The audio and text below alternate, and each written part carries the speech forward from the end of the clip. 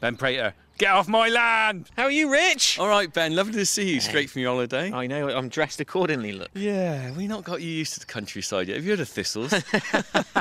I know you said we're going on a little bit of a tramp all across the fields, but I didn't think you were serious. Yeah. I thought you were on about, a little bit of a, this is us walking for 5 minutes, stop, well, this is another 5 minutes. It's not like the Downs where we can stop for a cup of tea halfway round as you've well. got no tea rooms up No. here?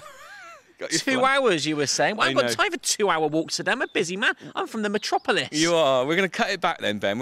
But we're still going to see plenty of stuff. I want you to get you've probably been in France eating those lovely strawberry tarts and stuff. Oh, dear, the custard underneath. I could dive into that. Forget about your cow sheds. I've got to bring up the cows, actually, from France, because they are lovely-looking animals. I think you could learn a few things from those Frenchy farmers, Were they Rich. Charolais, were they? Oh, Frenchy farmers, they set fire to things, don't they? None of them were on strike where I was. Yeah. All I did was got caught behind a lot of them because they drive their tractors even slower than farmers over here. Really? Yeah. Well, they probably with their old gouloirs as they go 10 kilometres an hour. I think they've got a different attitude to life than the British farmer. A little bit more relaxed. What are those brown cows I saw then? Because they're lovely. Well, I haven't seen so a sheeny. Sheeny is a technical term so there, smooth. Ben. So sheeny. I think they're possibly Charolais. There are a lot of Charolais over in France that are sort of lightish brown. What's that, for meat or milk? Yeah, probably beef animal. I think you could probably milk them, but mostly they're sucklers or they're beef animals. But I was going to bring you one back. You said you fancied that, but with a bit of English mustard and English ale. Oh, that'd be nice, wouldn't it? I mean, that would be a whole different programme if we had a full spit roast of a beef animal, a few beers and some mustard. An Anglo-Francais tie-up. Yeah, I think you'd struggle to get that in your bag on the way over there, wouldn't you? Anyway, enough of the Frenchies. How about a bit of the English landscape then, Ben? Right, we're going to jump to the Land Rover. I'm determined to get a few pounds off you from your holiday relaxation. A little feel of that. So we're going to go up and have a little look at the farm from up on Titherington Hill. You got Cabot Tower in Bristol. We got Titherington Hill for our views. So let's get in the Land Rover. Right? Love that. One more thing, though. I know you're awfully proud about this website of yours, richardcornock.co.uk. It's not changed you, has it, Rich? You're still the funky farmer, very grounded chap that the listeners love. I changed it. I built the website myself. As soon as people get a twine. website, they've got to change. Surely, no, crikey, no. You're an online presence now. I am. Well, I have to copy you. Worthy, and you're online as well. Well, the thing is, I mean, it's quite nice because I did the website so that when we're talking about stuff, people can actually go on there and see a few photographs. Because we're going to see some stuff later. We're going to see the ponds we're restoring, and I've put pictures of the ponds on my website, richardcornock.co.uk. I'm quite surprised you got that domain name. There's no other Cornocks around there. Well, I think it'd be richardcornock.72 or something. You won't believe this. There's another Richard Cornock I found it plays rugby for Cardiff. Presently? Yeah, I think so. Yeah, I mean, I don't. Job swap? Well, I don't think I'm built quite the same as he is. I'd get squashed. Come on, let's get in the Land Rover. You've got things to do later. And one other later. thing as well. What a glorious day. Ferguson got that all wrong, didn't he? I'm determined I'm going to have to get some seaweed here because I think it might be more reliable than his weather forecast. You were listening in. I put you back a day because of the rain and you were supposed to off. tip down. Yeah. We were supposed to be doing this in sou'westers today, but we're going to be fine now. Look at you, got your shorts on, your little flip-flops. Hey, jump in. I tell you what, I've worked out now where you come and while away your hours when you don't fancy doing some farming. I'll tell you what a sight, what a picture. It's all right, isn't it? It's one of the best kept secrets of Titherington, actually, Titherington Hill, because you drive through the village and you don't really realise that you're coming down almost into a valley. And you can see, we come up to what we call Titherington Hill, and you can see all across, Bath is over that direction, Bristol's over that way, and we're sort of, you can just see all across the landscape. I love it because you can see what everyone's up to. You can see the cows in the field down there, all the trees. UPS van delivering some stuff off eBay for you down probably, there. Yeah. Another tent. You bought one of those recently, didn't you? I bought a tent. I'm going to buy a tent. Camping is the new brilliant. Jeeting and cottage staying. It's Jeeting as long as it's not raining, isn't it? It might be Jeeting down. It down.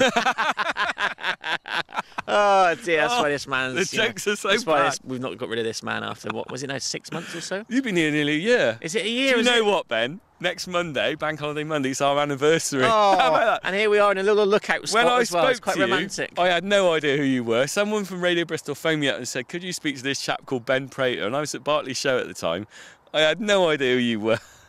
I didn't know you'd be out here doing all this. It was good, isn't it? Well, it's not award-winning yet, but, we're getting there. We're polishing the edges off, aren't we? Talking about awards, we're going to get an award. Let's do a bit of climbing. You're going to get on the bonnet of the old trusty Land Rover. Now, you say trusty. Will it withstand 26 stone? Desperately trying to get under 13 stone at the moment. Oh, that's lovely, that is. Look at that, you got a much better view an now. extra 5'10", doesn't it? You can see my brother down there, he's working hard. You see the tractor down there? Keeping the whole thing going. Now, we haven't got time all day, but basically today to see everything. But basically, if I talk you through where we are, we see the farmhouse down there to my right. The listeners can't see this, but visualise it. To my right, and you can see our orchard there we planted, which we formed the landscape. And then you can see the sort of sandy colour, the fields behind. That's the neighbouring farm. And our farm goes diagonally across from the farmhouse, right straight down. There's a barn down in there where we've got some barn owls, which we might get to today if we've got time. There's a tractor in motion over there. Whose field is that? That's the neighbour. I think he's hard at work cultivating because the straw's been taken off. Shout if you like, Ben. And you can see our dairy herd is straight down there. You see the black and whites in the field. They look okay. They look okay. And then going on through where that big pylon is the start of where we've got some land in conservation scheme again for flower meadows, which we'll be talking about next time you come. And then there's a common further down, which I manage as well, where that road's winding away. But I thought I'd bring you up here to give you an idea of the farm, because you've only walked a little bit of it, haven't you? We're going to walk a little bit more today, but I'm determined to get you to walk the whole lot eventually. But what you don't realise with this landscape is it not just is it farmed, but it's also looked after environmentally. People like myself are in schemes like higher level stewardship, which I'm in, which means I manage the farm for wildlife as much as I do for making a living out of it from farming. So we're going to go back down now and we're going to see a few aspects of what higher level stewardship's about, because I think a lot of people just think, well, farmers just farm, milk cows and that's it. But there's a lot more to it, looking after land and milking cows. So let's hop back in the Land Rover. Try not to break your leg as you get off the bonnet. That would be good. I like the way that, if I was here, laying down a picnic blanket, I wouldn't care, I wouldn't know what's underneath it. But there's you picking up a bit of that yellow stuff. What's that? Well, let me tell you what this is. Good straw, isn't it? That is called yellow bed straw, okay? Let's jump down. That yellow plant there used to be put into beds, basically. Sleeping beds? Yeah. Not flower beds? That would keep the idea... The smell was supposed to keep the fleas away. I mean, a lot of these old flowers and stuff that are around, people use them for medicines and things like that. And the other thing I read that is apparently they use the colour to dye cheese, or in cheese for double Gloucester cheese. Oh, right. Now, I don't know whether that's true or not. I mean, are we going to be using it when we get the old moulds out? Well, I don't know what we're going to make. Closer to Christmas? January time. Okay. Yeah, after Christmas. We've got a few things to do then. We've got the guys coming to make the putchers before then, haven't we? Yeah, you do bang on about the putchers, but that's happening, is it? It's all coming. We've got a few things to see today. Come on, we better get in this Land Rover. Oh, there's no stopping Cornock, I tell you. Rich, you look a bit like a DJ. What's this record bag business? You know what, this isn't a record bag. This is a Boots nappy bag. It comes free. It's not very farmer-like, is it? My listeners want, the classic image. What do you want me to do? You've got a pair of Ray-Bans on, a DJ bag. These aren't Ray-Bans. I can't. What's that, a Ralph Lauren polo top or a cheap knockoff? No, everything I wear is cheap. I haven't got that sort of designer money like yourself, you. Didn't you?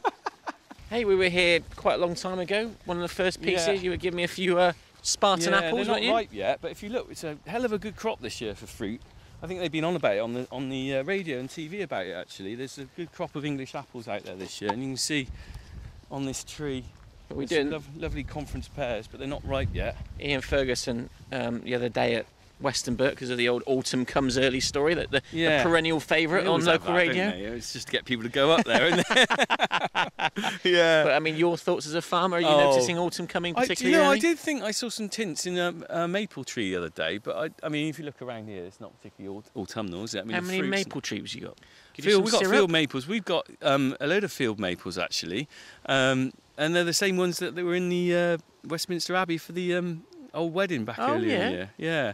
But we haven't got time to get down there, Ben, because I'm a busy man from the metropolis. I've got my programme meeting today. Means the boss, Mr. Pemberton, and the assistant boss, Mr. Dean, and the news editor, Mrs. Kernow. We all sit there and talk over what's good and what's not. We might be discussing you, Rich. Well, I think we need to get your boss out here to have a little stroll in the countryside. Don't think it's going to happen. Really? I think he's even more urban than I am, to be honest. Dear, these townies. It's from Birmingham. There aren't many farms up there, are there? Hey? Well, I don't know. Is there any green space at all up in Birmingham? Well, Ben, here we are then. This is, if you imagine you've got a lounge and you need to redecorate it, okay? And it always looks worse before you finish, doesn't it? Well, this pond here, we come down to one of the ponds on the farm, is about to be restored, if you like. And I'll tell you a little bit of background on ponds on the farm. Hundreds of years ago, before there was mains water, if you had any stock on the farm, come summertime, you had to find them something to drink, And of course, you couldn't just turn on a tap. So what a lot of farms did throughout the country is they basically dug ponds, or they found a wet patch in the field and they dug it down so that the water would stay in place. And a lot of them, like this one, have got a sort of bit of a stone lining underneath it. And then what happened certainly in Titherington in 1900s, is that the mains water came in, and effectively these ponds were abandoned because you didn't need to rely on them for the water for your animals. And over the years, a lot of them have kind of been silted up, or even some people have used them as like a place to dump their rubbish, and they've bulldozed them in and everything because, effectively it's a piece of land they could reclaim, if you like. But they have got quite a high important environmental aspect, and they're really good for wildlife. You get dragonflies, you get ducks, you get all sorts there. And so on our farm anyway, despite the fact they're fenced off, like this one is, because the cattle don't use it anymore, we've sort of maintained them and try and sort of look after them. And this one now is currently just about to be cleaned out. And if we just jump over, Ben. Oh, more jumping. I hate this. There's barbed wire on this as well. Don't get that in Bristol, do you? Oh, look at him moaning. Hey, you want everything paved, don't you? Pave the countryside. Pave it over, concrete over. Lovely little crazy paving. What happens with ponds, eventually they silt up, a lot of the leaves and stuff fall in and they gradually build up. I mean, you can see there's no water in it at the moment. Exactly. Well, you're going to line it? No, sometimes they are already lined, actually. When they sort of dug them, they'd line them with clay, or they're naturally in areas that are wet so the water doesn't drain away. But if you put water in this, it would just all soak up, wouldn't it? No, this is where I'm coming to it, you see, Ben. Let's have a look at this, you see. We're talking about silt here. You can see that pipe there. Okay, that's taking water from the field and from the roof there. Now, that pipe should be above the ground level, or the level of the bottom of the pond. But you can see it's silted up. See how the level of the soil is above the height of the pipe? Of the pipe, yeah. Well, all this is silt that's come in here and gradually filled this out. So what we're going to be doing in the next few weeks, we're getting a digger in and we're going to reclaim all this. So it's not just silt, I mean, it's nettles and brambles. Well, I mean, it's gradually gone back to being almost like a piece of land, really, rather than the pond, because the brambles have grown over it, the nettles have grown. So what I've done is I've cut back all the brambles and everything there. I burnt them up the other day. And this is, like I said, this is like a room that's about to be decorated. You've taken down the old wallpaper, you've stripped the paint, and now we're going to come in here with a digger and we're going to reshape this pond. We might make it a little bit bigger, actually. Where we're stood now, I'm going to pull the banks back a bit. But it's going to be a nice feature. You come back here when you visit next. If we've got time, we'll have a look, and it should be completely transformed. Any carp? Well, it's not that sort of pond. It's not a fishing pond. They'd probably steal them anyway. They stole some sheep up the way, didn't they? They did, down the road. On the travel show, wasn't it? On the travel bulletin, Stidcot Lane, outside. Yeah, it was actually 30 sheep, 30 ewes. But and that's our neighbours, actually. They got the field next to us. But first thing I knew about is when I looked on the local teletext or whatever, and I saw it on. I thought, crikey. Police hadn't knocked on our door. Teletext? You still use teletext? That? Well, on the interactive thing on the box, or whatever you call it. The red button? Yeah, that thing. What do you call that nowadays? The red button? Le bouton rouge. Well, I scrolled down through it and looked through local news last night, and it popped up Stidcote Lane. I thought, crikey, what's going on? Who done it then, Rich? Well, I don't know. Have you got any sheep in the boot of your car? There's sort of different forms of crime you get in the countryside. I mean, I was just saying to you earlier that we had a car burnt out down by one of our fields the other day. I'm not sure what that's about, whether someone has stolen it or something, and that's not the first time that's happened. And then the biggest problem now is rural crime, is people nicking farm machinery and tractors. And do you know what? They quite often end up on a boat heading out to sea or in Europe, because a tractor can be worth 30 grand or 40 grand, and they're fairly easy things to steal because the keys aren't. It's not like computer chipped like a Jaguar or an expensive car. A bit slow moving there when you're doing your getaway, isn't it? You want to make sure there's no one following you. I think at top speed 30 mile an hour or something like that. It'd be an interesting Crime Watch episode, wouldn't it? Well, imagine that. It'd be like something out of a comedy, wouldn't it? There'd be all these police cars chasing you, Ben Prater driving at 20 mile an hour, holding them all up. Hey, back to your carp in your pond, or the lack of. Do you know the French for lake? I swam in an inland lake in France. It was lovely. You don't get all the waves and all the salt of the sea. Lovely it was, very serene. L'étang. Is it? Oh, my French is awful. Dans l'étang. Is that really Frenchy, your accent there? It's a bit of Bristol chucked in. Oh, crikey, we got a French. Cows, mine. They leave your cows standing, Rich, to rub it in. Yeah, but they're probably beef animals, aren't they? You just look at them as cows, don't you? You don't know the difference. Hey, do cows all cows like red? Because I went on one run in 2 weeks in my red Paris Marathon T-shirt, and they were all chasing me along the road, Rich. Were you in a field or running alongside parallel to a big field? Right, is that in a quiet country lane? Yeah. So perhaps it was just the fact there's some strange thing moving along. Because if we'd had time again today, we would have gone and seen the cattle in the field, which would have come to us. Because in the dairy cows, they're used to people walking amongst them because we get them up twice a day and everything.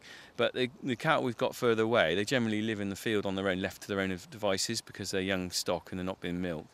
So when they see someone they haven't seen, they're not used to people being around. They're quite curious. Oh, so it wasn't my attire; it was just the fact I was there. Curiosity, I think, really. They could tell I was English, couldn't they? Can you imagine if you were in a field all day, you'd be a bit bored, and if someone like you came along, what the hell's that? Do French cows speak French? Moo. I don't know. What's a French accent like on a moo?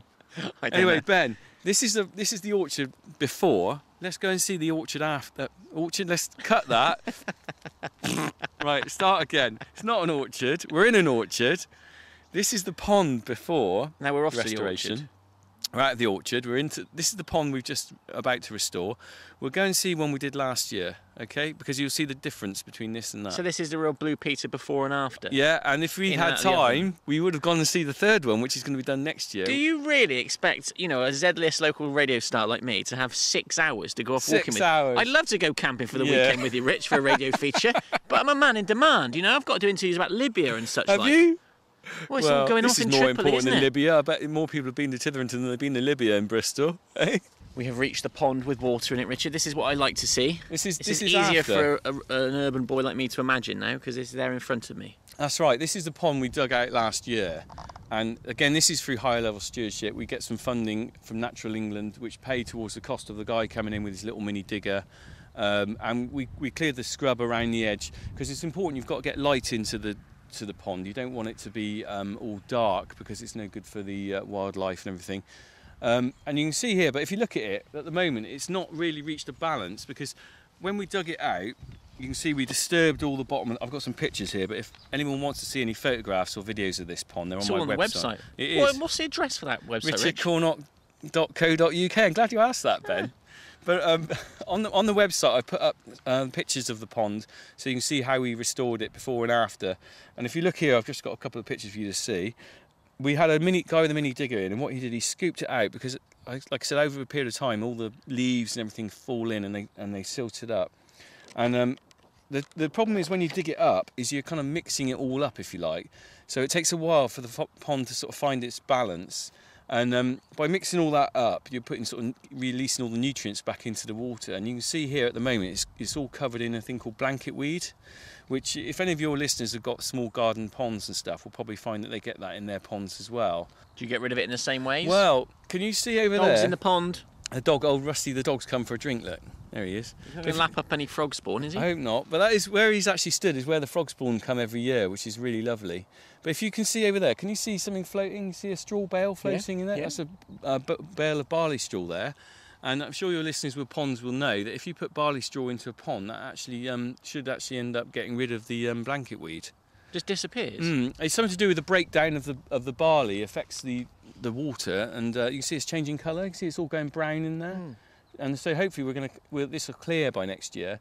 And certainly as the kind of the plant life re-establishes itself around this pond, and hopefully they'll take up some of the nutrients, and this stuff won't spread in the same way. So those frogs come back to exactly the same spot, like we do when we go on a holiday when we're a bit older. That's we right. like to go to exactly the same caravan on the same campsite. It's a bit like salmon, isn't it? They go up the same river, don't they? If I come back here next, probably March, April time, I'll probably guarantee you we'll find some frog spawn here. I must admit, I love it when I find a bit of frog spawn, because it's like being a little kid, and remember with jam jar and all that kind of stuff. Well, there's some of my favourite pictures in your book, A Year on a Dairy Farm. That's right. That's available on my website. Still going strong. It is. There you go, some pictures in there. Cheapy camera. Well, I say that with respect, but it was only £100. But some of these photos, the close-ups, are incredible. Been featured in free photography magazines, actually. And talking of magazines, how many are you writing for now? Oh. I have to, sort of weasel this out of you, because you're not a man who likes to brag. But every time I look on Facebook or on the website, you're on Smallholder magazine. Yeah, I have Smallholder magazine I write for, and NFU magazine. It's kind of funny, isn't it? Life's funny, isn't it? You've got to take opportunities when they come along, I think. And I got asked if I could write a few articles, and I thought I'll have a go. And actually, do you know what? I find I really enjoy it, actually. Writing. I've written a piece about the Bristol Blue sausages for the next edition. I'll let you have a copy. They all sold out. Too sweet, didn't they? I went to see Mike Perry the other week, and he's selling them out as soon as you can make them. I had Marilyn, the receptionist, come up to me, tap me on the shoulder about 16 times that week, saying, I'm not going to do an Irish accent because she's beautiful, and I'll just do her down, do a disservice. But she was, this bloke just phoned and wants to know where they're being sold, or this bloke's phoned and wants to know the recipe. Did you do something on blue sausages? They went down really well. When I saw Mike, it tasted nice as well. They were lovely. I've still got 6 in my freezer. They're like limited edition, aren't they? Take up a whole tray. I tell you, Bristol Rovers ought to be selling them down their stadium, shouldn't they? Old Bristol Blue. They should concentrate on the pitch first, shouldn't they? Yeah. I was going to say. Lost the train of thought here. But I'll tell you one little thing. Mike told me that people have been coming in buying these sausages to stuff marrows with. How about that? Cooking a marrow with a sausage in the middle. I don't like the sound of that person. It doesn't really appeal to me either. I'd rather have it in a hot dog, I think, not a marrow. Yeah, going back to his magazines. So when you put them on the internet, I whiz through them to see if my name's there. And you're quite good at mentioning BBC Radio Bristol, aren't you? Well, I'm proud to be associated with it, really, to be honest, Ben, you know. Hey, but you did turn down, I'm not going to go into details, but you turned down a big national gig, didn't you? Well, kind of, yeah. I got approached by... a national TV channel. Yeah, I did. A TV channel approached me last week, actually, and asked if I'd be part of a programme. But a national, very well-known, successful comedian. It was, yeah, and he's still doing a gig in Bristol at the tobacco factory next month, actually. But I won't go into too much detail, but basically it involved him coming to the farm and also staying at our house, and it was like a little bit too close. I didn't know which angle they were going to go. You know, we could end up making ourselves look idiots, and I thought I'm idiot enough as it is without being on telly. He swears a bit, that bloke, as well. Wouldn't he be does. Good for the kids. I don't think my mum and dad would have been too proud to be sort of saying that we were part of that, really. So I think you made the right choice. You know. There'll be other offers. Well, let's hope so. We'll see where it goes, you know. 5 Live or Radio 4 will be along one day. You won't need me anymore. we won't be leaning on this fence Ben, post. we need our own TV show, mate. We'll end up on some obscure satellite channel like Al Jazeera or something like that. Who else would be on that? Richard Angwin, we've come to work with you. So all in all, how much will this cost you then? Or how much did this from the empty pond to this pond? Well, going back to this one then, we did this on a budget of about 300 or 400 quid in total. We paid a guy with a mini digger to come in. And we probably got about 50% on that funding. But the thing is, we're very careful when you do it as well. It's not just about flying in there with a bulldozer or a digger and doing it. If we go around the side here, let's have a look. Does political change matter to all your stewardship schemes? Like, is Cameron maybe thinking of getting rid of this as well? Well, we've had some funding cuts, actually. We'll have to talk about that next time because we haven't got enough time here. No, that's right, Richard, because I've not come with my overnight bag and to stay for 3 days. But I'm putting some wildflower. This is just a little mention of this. We're reseeding a hay meadow in September with wildflowers, and I had funding. Look, there's a dragonfly there. Can you see it? Oh wow! Now that's why you mentioned them earlier. You said they were attractive. That's why I do this. Because there it is again. Look. Now you see, you can tell. It's quite funny. I'm excited by seeing a dragonfly. I mean, a lot of people just say, "Oh, it's a dragonfly," and this is what really does it for me. I like farming, but I love the wildlife and I love doing this sort of thing because it gives me a real buzz that gradually we're improving the wildlife on the diversity on the farm, and you get something like that. Do you know there was ducks on this pond earlier in the year, and that's the first time we've ever had ducks, and they had 10 chicks, and I got a little video clip of them going across the pond. They're so quick. I started them and they went across there, and to me, that's just brilliant because that means that I'm really, 250 quid, 300 quid on digging this pond out. That's to see those ducks. That's worth more than 300 quid to me. I don't care about the money for that because I just love seeing that sort of thing. And will they come back again now? Well, I hope so. And certainly we're improving it. You see, the dragonfly's with us all the time now. But what we did, you see, when we took this bank here, if you look at this here, the sort of, if you imagine the pond as being a P shape, so there's the P there. We dug that bit out extra. That when we cleaned it out, we increased the size of that. And this bank here, which is all grass and flowers now, was actually completely bare. That was all bare earth. And when we scraped it back, there were all bluebell bulbs in the dirt. So what I did, I actually hand-picked all the bluebell bulbs out of the dirt before we levelled it to make sure they weren't buried. And then I replanted them all along this bank so that they'd all come back up. And it's about care and passion, I think, in farming. Some people, to them, the main thing is like their brown cows in France. You've got to, they're passionate about their cows. Some people, the guy over there is a really good arable farmer. But to me, my passion is the wildlife on this farm, and it's a part of me. And the more I'm here, the more I spend time seeing the dragonflies or the whatever, the swallows flying or something. The more I kind of get sucked in with it, if you like. What about the birds I can hear tweeting you into those as well? I mean, if you stand here, it's just lovely. I sometimes come along here and I just lean on this rail and just be part of this, just quietly watching it, and you'll see something like a blue tit or a little wren I saw the other day over there and stuff. Well, you can't see the bird. I don't know where it is at the Any moment. Birds of prey? 'Cause you're obviously near Main Road. Well, we've got buzzards, and like I said, we've got barn owls and things. There's a lot of birds of prey. They've all come back. We'll talk about that on another time, but it's amazing what's changed on this farm. And even in my lifetime, the birds of prey have come back, and there's a lot more deer now than there ever were and things. But while we're talking about these trees, actually, this is quite interesting here. Moving on to another little kind of thing we're going to be doing later in the year. If you look at this tree, okay, here, this is an ash tree. I don't know, you probably don't take much notice of it really. But if you look at that, it's quite slightly different. If you see suddenly how the trunk goes up and then it almost cuts off and then everything's shooting out of it. This is probably 12 foot up in the air. Like fingers on a hand. Yeah. Now, the reason that tree isn't, if you like, classically tree-shaped is that at some point in that tree's life, it's been pollarded. And what that means is that people have come along here and they've cut that tree off at that level, 12 foot-ish, and allowed that to shoot out like that. And the reason they used to do that is that they'd use those boughs for firewood, or they'd use it for fencing stakes or rails, or even timber to make furniture from. But it's a very clever way of getting your firewood, because if you cut that tree down for your timber, you've lost the tree. But by cutting it off there, the tree reshoots. So if I see a stubby tree, like I sometimes do see, like in Victoria Park and a few other places, you think, what's going on there? That is the aim. That's being pollarded, you see. And that's it's a very sustainable way of getting wood, because like I said, if you cut the tree down, it's gone, isn't it? How do you spell pollarded? P-O-L-A-R-D, that's how I spell it. I hope that's right. But you see, that's an ash tree, okay? Now, if we turn our backs and come over here, there's 2 willow trees. Now, pollarding kind of like hasn't been going on that often around this farm until quite recently, because we buy our fencing stakes and rails in, and we can get the wood from the elm trees or whatever that die. But these willows are all now part of our higher level stewardship, because if these aren't pollarded, what happens, they get sort of quite top heavy, and the boughs are split and everything. So what we do, they're in a cycle now as part of our higher level stewardship. I get up there with a chainsaw or whatever about every 8 to 15 years, and I cut the tops off, like giving someone a haircut. And these have been pollarded. Can you see that's about 2 years worth of growth there? And the willow tree grows very fast. So that's, well, how long are they? Probably sort of 2 metres, some of them. But if we come around here... Just stopping you there when you say, I do that every 8 to 15 years. Yeah. This is the thing you have to get your head around, isn't it? And you've mentioned it before, that, so you'll only do that like 4 times in your lifetime, and then it'll be someone else doing it 4 years in their lifetime.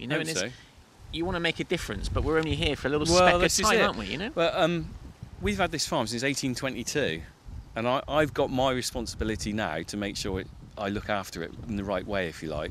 And I don't know who's coming after me, whether my sons will be interested or my brother's son will be interested. But for me, it's about looking after it while I'm here. And also, what is very important to me is to make sure that my children grow up sort of loving the countryside as much as I do. After that, it's up to them. But at least I can instill in them what I know and what I see. Because that's how it came with me. My dad's always bringing in a plant or something, going, look at this, or saying, I've just seen some deer, or have you seen the little bird's nest there? And I kind of grew up with that. And, you kind of fall in love with the countryside, I think, if you're surrounded it all the time. But yeah, I'm a custodian. I'm not an owner, really. I'm just having my go, really, But this is where I was talking to you earlier about putchers, Ben, wasn't I? Do you remember I said we're going to make a 7 salmon putcher? Yeah. Just remind our listeners what a putcher is. Well, have you got a little picture I brought with me earlier? Who's this chap in this photo? Well, you got a hell of a lot of stuff in that bag of yours, haven't you? It was for a whole farm walk. We're doing a park farm walk. Incidentally, I'm doing a farm walk in October, which you can come along for free. But I'll tell you about that at the end of the feature. Anyway, basically, quite luckily, a friend of mine, his dad was a seven. Let's get this. It's like a tongue tie, isn't it? A 7 salmon. No swearing. Putcher fish. 7 salmon putcher fisher. And basically what they did, they made these things called putchers, and I've got one here. Now this is a putcher made out of willow, and you take your lengths of willow and you put them in a stand, and basically you weave them like basket making, if you like. And what would you say? It's about 1.5 meters long. Yep. And it's conical shaped. Yep. Now what you do is you lie them on their sides in ranks along the River Severn, and you walk out to the River Severn when the tide's out, okay, because it's tidal, obviously.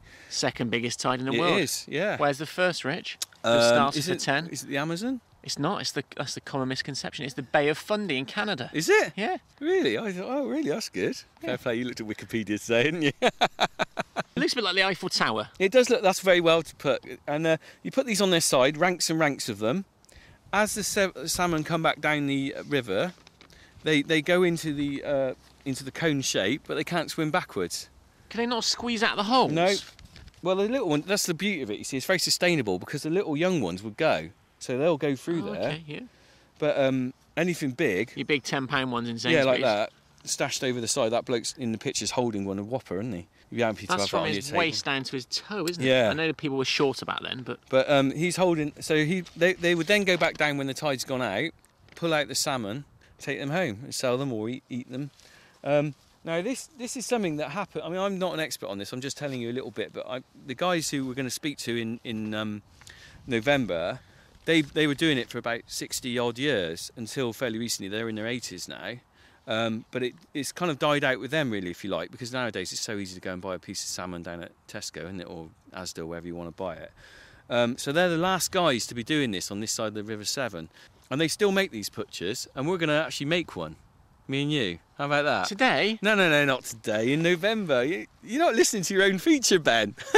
I'm engrossed in what you're saying. Let me look at this. We're going to make it out of that stuff there, from that willow tree. What, the willow? Yeah, because this is what they make the putchers from. If you look, can you see? That one looks all old and dry. Well, this is about 3 or 4 years old, this one. I've had it at home. I grow sweet peas up it, actually. Oh, yeah, multitasking. If you look at this, what they've done, they've got a piece of willow here. It's only a stick, and they've gone down, they've split it. You see how it's split? Yep. And then they've woven around there, and then we're going to have a go at that because willow's very flexible. There's a lot of tying going on there. It's going to be like those sausage skins, isn't it? Well, I've got a feeling that they're going to make an amazing one, and ours is going to be something like, I don't know. I don't think we'll be doing any salmon fishing in it. We'll be lucky to catch ourselves a blooming Great Dane in it, I should think. I just noticed the blackberries there. Yeah, not quite ripe yet. When will that happen? We got another couple of weeks, actually. It's just starting to turn, aren't they? Yeah. But and you mentioned November, and even by mentioning it, it says it hits home that you're going to be cold and I know this is in your wet weather gear. Me and my brother and just miserable. saying actually, it's lovely on the farm at the moment. We're sat here in our shorts, or you're in your shorts, and I'm in my t-shirt. But we know now. I mean, I got the cows in this morning, and at 5:45 this morning, it was still dark, or just the sun was just coming up, and that's changed a lot in the last few weeks. And you know on the farm that the seasons are coming, how they change, and it is kind of a little bit almost depressing when you know that winter's coming, because it means for us it's a lot more work, and it's also just blooming cold and wet and miserable. How do you get through that? Do you drink more? I can't drink anymore. I went for a walk. You're not going to head out to the pub already, are you? No. You two little ones? Yeah, I get out every Thursday night, mate. Still? Yeah. I haven't missed a Thursday. Boys. Baby was born on the Monday. I had to get out and wet the baby's head on a Thursday. Are all your mates that you go drinking with farmers? No, I don't drink with any farmers, actually. So what do they ask you about the countryside? What do they all do now? Well, they're funny, actually, because a lot of my friends are all kind of... They work at Rolls-Royce, British Aerospace. One of them works at Orange. There's a couple of them are self-employed, own a few properties down at Easton and Kingswood and rent them out and things like that. They've all got different jobs, really. It's funny, But a lot, around here, as you know, it's a lot of aerospace and stuff. And a lot of my friends, did aerospace. But they don't fancy butchering or getting up with the cows. Well, this is the thing, actually. My friend's dad, who makes the butchers, my friend Andy, he's just not interested in doing that at all. But to be honest, I can't blame him, because when you see how much work is involved... In fact, HTV made a documentary about them. It was on TV, just before they gave up. They actually filmed them doing this butcher making, and it's a real muddy old job, I'd rather go down and get myself a tin of salmon. I think. It's a hedge. Yeah, but it's not just a hedge, is it? I'm winding him up now, listeners. Hedge. Right. It's a hedge. Okay. Hey, they look tasty. What are they? Wow. I'm sorry. That's a message. What does it say? Anything important? Get back to work. Brother, isn't it? Brother just gone by the tractor. You're not speaking to him again. There's a load of fertiliser just been done. He's a big Bristol City fan, I hear. He is a City fan. He loves the old Ashton Gate. I wonder if Nicky Maynard will still be here by the time this goes out on air. You wouldn't know I wouldn't know who he was he? Is he a traffic warden or something? He likes hedges. Does he? Oh, he loves a hedge. Well, let's get back to our hedge loves then. A hedge. Right, okay. What are the red things? Well, the main thing is, right, with my hedges, as you know, I'm in this scheme, higher level stewardship and stuff, and part of that scheme is I trim my hedges every 2 years instead of every year. And what that means is that the hedge gets a chance to get going, and you get a lot of fruit on it. If you can see here, these are hawthorn berries, the bright red ones. Poisonous? No, the birds love them. Edible? Well, I wouldn't eat them myself, but the blue ones look tasty. Well, the blue ones. Do you know what those are, Ben? Well, you ought to know because we're going to make a drink out of them soon. Sloes. Sloes. Oh. They're nearly ready. Look, the sloe gin is nearly upon us. We probably got another probably next month. We need to do that. Beautiful blue. Go on, pop it. Are they blue flesh? They got a little stone in the middle. Are they tasty? Yeah, I'll try one. They're really nice. Oh, they're sour. Oh, they're the most sour fruit on the farm. Oh my life! They're horrible, don't you? They're disgusting. No, I've got a bit of a penchant for sour stuff. I like sour fruit. Do you know, there's always that joke, isn't it? As kids, we used to pick them and say, "Oh, Dad, I've got you a grape," because Dad's not a fool. He'd seen it 100 times. That's that makes you a man all furry. But I got a lot of abuse from a listener the other day, Rich, because I mentioned you couldn't get a decent peach in this country. Like I heard that bit when you said that, yeah. And then someone phoned in from the farmers market, Steve, down there in Bristol, saying all green gages are good at the moment. Green gages are good. I had some other day. I simply said I'd never eaten a green gauge. What's a green gauge? We've got one growing in the field. It's a type of plum, is it? Yeah. It's like a damson. It's like a very small plum, but it's green, a green damson, if you like, yeah. So someone phoned in saying, who's that Prater who doesn't know what a green gauge is? Well, this is a whole good thing about you coming out to the countryside, isn't it? Because we're going to go through the years or seasons, we're going to go and see stuff. I never eat those. You're mad. God. Yeah, you see, we won't be picking blackberries, but they're a few weeks off. But the green gauges, I want you to come down next time. If we get time before we do the wildflower seeds, you've got to bring down with you a bottle of the cheapest gin you can buy. The sort of stuff that you will take paint off a door with. I should have got some on the ferry back from holiday. Yeah, I don't want you to bring any good stuff. It's got to be like the blue and white value stuff you get in the supermarket, because we're going to make our slow gin with those. But you see, this is like this hedge here now. It's like a buffet for birds. Yeah, I'm not just buttering you up, but it is beautiful. I can see now why all the hard work's worth it. It's got a purpose, because the thing is, eat all you can for the birds. If you're a bird, blackbird or anything like that, you've got something to get you through the winter. And it's no good me coming along and doing my hedge trimming this time of year in August. I trim the hedge in about February time, so that gives the birds time to clear that. But if you look along here for the next 20 foot, all you can see is the sloes, and you can see the hawthorns and the blackberries. Why is there barbed wire everywhere? Well, that stops the cattle going. Starlag 17, aren't you? If we're not careful, the cattle will get through a hole or gap in the hedge, and they'll just plough through. So you've got. That's not since the sheep rustlers. No, that wouldn't stop a sheep. You've got to have different wire for sheep. You, Tony. Let's go and see if we can find a barn owl. Come on, Rusty. Let's go and find an owl. Talking of which, I saw some lovely owls down at Puxton Park, and I saw that you'd been up to Old Down. Old Down? Yeah. I love it at Old Down, actually. We go up there quite a bit with my little boy. But you don't go to see the animals. You go on the bouncy castle, don't you? I went on the bouncy castle. Well, you can't go. I'm too old for that. But don't listen to those rules. What are they going to do? Well, ban me from Old Down. That would be good. You out. Can I have that in writing then? Ben Prater says it's okay to come on this bouncy castle. Hey, those new ones they've got in these places on the floor, like a big dome. Yeah, we went on that. That's up and brilliant. down. I don't know what they call them. I must admit, I do love it actually. We went on there. I got a bit carried away. I was bouncing, and as he landed, the kids are shooting up in the air. Have they replaced the wallabies up there? Because that was an unfortunate business, wasn't it? The wallabies are all there actually. Yeah, it was something beheaded one or something. Yeah, I think bizarre, so. Yeah. It's sad, isn't it? Right, here we go then. Okay, I've got a little story to tell you about this then, Ben. Are you ready? Let me get you a little picture out so remind you what a barn owl looks like. Going into his record bag again. Yeah, my nappy bag. Very kind of boots to sell these. Any more letters from Rolf Harris? Oh, he sent me another picture, didn't he? I don't get Randomly, Rolf Harris, out of the blue, he sent me a picture back, I don't know, a couple of months ago. Randomly out of the blue, he sent me another one. Picture of me with a cow going best wishes, Rolf. Is that because he really likes you, or just he's losing it a bit and he forgot that he's already sent you one?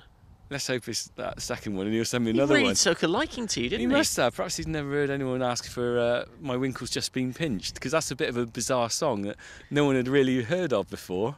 Everyone's heard of Sun Arise, but no one, because he sang the lyrics to that, didn't he? Yeah, just for you. Fair play. Anyway, back to the barn owls. I'm sure Rolf would draw a lovely picture of that. It's all to do with man and how farming's changed, if you like. Because up until probably the early part of the century and stuff, it was all kind of fairly sustainable kind of farming, not many chemicals and stuff around. And then kind of coming up after the war with rationing and everything like that, everyone was driving to get as much food as they could. And people were trying out new things and stuff. And one of the new things they tried out was a chemical called DDT. I know you've probably heard of it, okay? Doesn't it keep the mozzies off? That's right. It's very good for killing mosquitoes. In fact, it's not quite been banned completely around the world. I think they still use it in India and places like that for mosquitoes. But it's the problem with DDT is that it builds up in the food chain, okay? And what happened is it started being built up in the food chain and going up through right to the top of the food chain, which is the predators like the barn owls and buzzards and things like that. And one of the side effects apparently is that it causes them to lay soft-shelled eggs. So the poor old barn owl would lay a batch of eggs, sit on them, and they'd break, and try again, and it would try again, and eventually gave up, sort of thing. So the population of barn owls in the UK just plummeted, and I think I read somewhere that it fell to about 10% of what it originally was in Europe. But there was an environment, as these things happened, people started dawning on what was happening, and there was environmental movements, and there was a book came out in the 60s called The Silent Spring, which is very famous, where people were questioning about things like DDT, why we were using them, what effect we were having on the environment. And I'll bring in another thing into this. There's a song by Joni Mitchell called Big Yellow Taxi. Do you know it? Yeah. And there's a line in it, hey farmer, farmer, put away your DDT, give me the spots on your apples, give me the birds and the bees. Is there really? Yeah. And I just remember the parking lot line, but the DDT's in there. Yeah, well, I want you to play that. Shall I play this in about now? No, play it in later, because we've got to bring another line. Not now as in this field, but when this goes out, I can play it in. At the end of this, because we've got a nice bit at the end I'll just finish off with, okay? Anyway, with this environmental movement and everything, and realising what had happened, is that DDT was actually banned, and it was banned in 1972 in America, a bit later in the UK, 1984, okay? And with that, the population of barn owls started to improve, okay? But at the same time, if you've got barn owls, you need to provide habitat for them, and you need to have sort of accommodation, if you like. And things like barn owls need old buildings like old barns and churches and things. But a lot of these old barns have been converted into houses and things in the countryside. So farmers like us have started putting things like barn owl boxes and stuff up. And also, my management of this landscape, through doing the hay meadows and stuff, gives them the ideal habitat, because they need sort of long grass for voles and things. So we kind of improved the habitat in this area. We put barn owl boxes up, and I'd never seen a barn owl in the wild, and it was like something you read about in the books, okay? And then probably about 8 years ago, I was in a field not far from here, and I looked up and I couldn't believe it. I saw a barn owl in a tree. And that's, to me, it's like, I was talking about doing stuff on the environment. When I saw that, I had a lump in my throat, and it actually chokes me up a little bit now, to be honest. And I went back and told my dad this, and he went, no, you haven't, you saw a seagull. That's this typical dad thing, isn't it? Don't believe what you say. Had you never seen one then? He'd seen them in his youth, and then they disappeared. All this, the DDTs and things came in the 60s, and it was a great white heat, wasn't it? Everyone trying to get forward, and it all changed. The environment changed considerably in the 60s and 70s with the intensification of farming. And so the barn owls came back, and then we had some barn owls actually hatch 2 chicks in a box that we put up in that barn over there a couple of years ago. And that, for me, it's what my job's about. It's not about making food for everyone. It's about me doing something for the environment and making food. So what we're going to do now, it's quite possible there is a barn owl up there. I can't be sure whether it be. I was about to say, after that kind of story, I want to see one now. Well, myself. The thing is, they like to come out in the night, so they might actually be in the box, or they might have gone off somewhere. But we'll go, because I have seen them come out. I had some guys from Tesco's, believe it or not, come round here a while ago. They're not going to start selling barn owls as well, are they? Well, they're not, but we'll have a little chat about my work in farming and how I get paid for milk and stuff in a minute. But we're going to go and have a look at the barn owl boxes and see if we can see one. And if we can't see one, we'll probably see the evidence of one, all right? Now, I wouldn't normally risk my flip-flops in a stinger nettle area, but... You have come out dressed like you're going to go up Park Street for a latte, haven't you? Don't do lattes, Rich. Not even I'm that soft. That is a drink most definitely for the female. See, you may mock, but I was like a panther over that then. You were springing over like a gazelle. So there's no barn owl here, but you can see 2 barn owl boxes there, okay? Right, no sign of a barn owl, but what you can see the evidence where it's been, and it's actually stood on the end of there and messed down there. You can see the white streaks down the tin there. But what's that creaking? That's just the roof of the shed. How do you know that? How do you know there's not one in there? Well, it could well be in there now, yeah. I'm not going to stick my head up there and disturb it, but they don't really come out in the daytime, but I do see them sometimes perched on here. But what we've got here below it, even better than the muck you can see in there, is evidence of the barn owl having its last meals, okay? Now, let me just... huge droppings. Well, that's not a drop-in, you see. Let me just show you what this is. You wait there. This is where we do a bit of ray mears now, right? Okay. Let me tell you about a barn owl, okay? So the barn owl eats... There's a bit of its last meal there, a bit of fluff. Barn owls eat a lot of mice and voles and things, okay? Now, if you imagine if you went to a restaurant and you ordered a whole chicken, okay? you normally eat the meat off it when you leave the bone. Well, now, something like a barn owl doesn't do that. When it eats the vole, it just eats the whole thing. So if you imagine, if you ate the whole chicken, okay, slight problem is, where are the bones going to go? They're going to digest bones. Smart a bit, aren't they?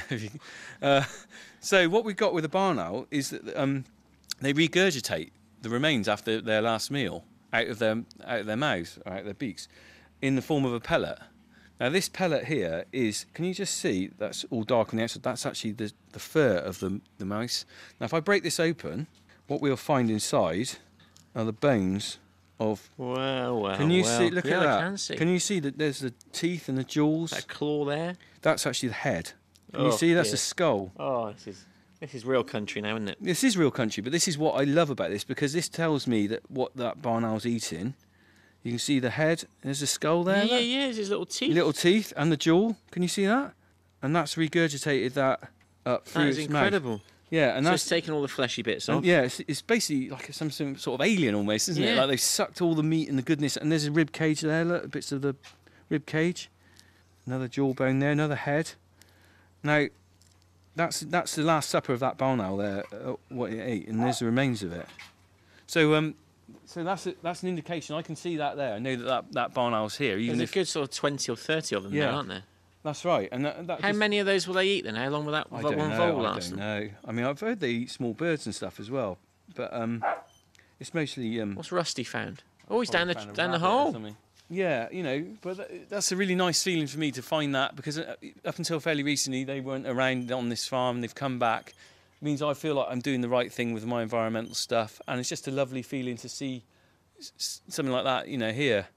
But, I mean, a lot of people think, the world's gone to pot and we're, cruising towards oblivion, but not necessarily in terms of, the landscape was potentially worse. Well, that's right. It's funny, 70s. Actually, because a lot of people eat organic fruit and veg and stuff now. Now, I think it was probably a lot more dangerous to eat probably fruit and veg 20, 30 years ago than it probably is now. When we were growing up. People didn't, because people didn't realise, my dad's got some photographs from some old farming magazine, and there's a farmer on there spraying this DDT around. He's spraying it around like it's like, I don't know, confetti or something. He's not got any face mask on. He's spraying it around all over these apple trees. And you think, blimey, no one worried them because they weren't aware of the impact. I mean, no one really realised when they were spraying this stuff out what impact it have on the environment. And certainly now there's a lot more, people are aware, there's a lot more trialling of things and stuff. It doesn't mean to say that you can just willy-nilly chuck out, sprays and stuff, but I would have been a lot more worried about eating a lettuce off a shelf in a supermarket 50 or 30 years ago than I would be now, really.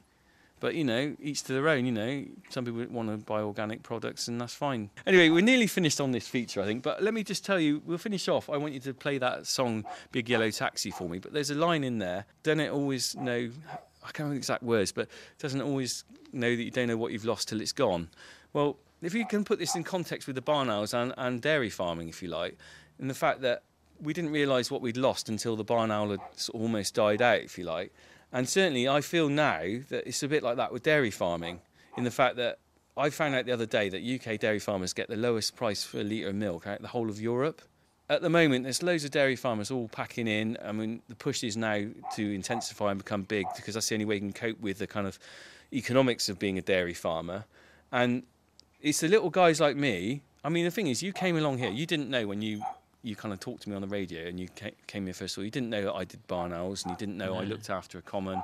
So I'm not looking after that pond for any publicity or kind of, hey, look at me. I was doing this long before you came along, and I'm just a little guy. I'm just one of thousands of farmers out there who are kind of looking after the countryside.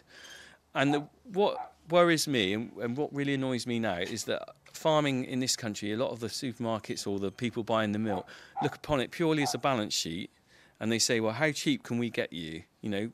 How cheap can you produce a litre of milk? Well, you can produce a litre of milk very cheaply, but you can also say, well, I can't be bothered, I haven't got the money or the time to do things like look after barn owls, or, it shouldn't be all about farming, shouldn't all be about trying to save a few quid. You should have time to spend 20 quid planting a tree, or 250 quid cleaning out a pond and stuff. And if you try and cut it all to the bone, what you end up is with people trying to make milk as cheap as they can and not worrying about the environment because you haven't got the money and the time. So play the song, Ben, play it.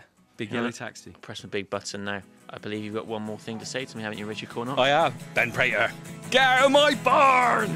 They paved paradise, put up a parking lot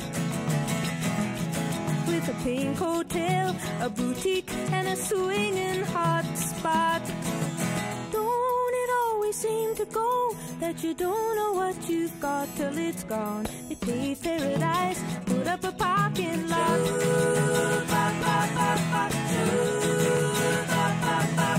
They took all the trees, put them in a tree museum, and they charged the people $1.50 just to see them. Don't it always seem to go that you don't know what you've got till it's gone? They paved paradise, put up a parking lot.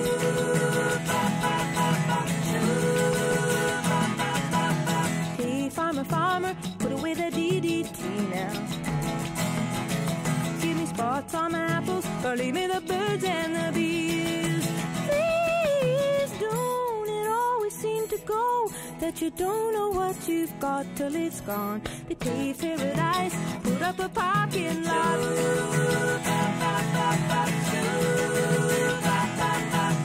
Late last night, I heard the screen door slam, and a big yellow taxi took away my old man. Don't it always seem to go that you don't know what you've got till it's gone? They paved paradise, put up a parking lot. I said, don't it always seem to go that you don't know what you've got till it's gone? They paved paradise, put up a parking lot. They paved paradise, put up a parking lot. They paved paradise, put up a parking lot.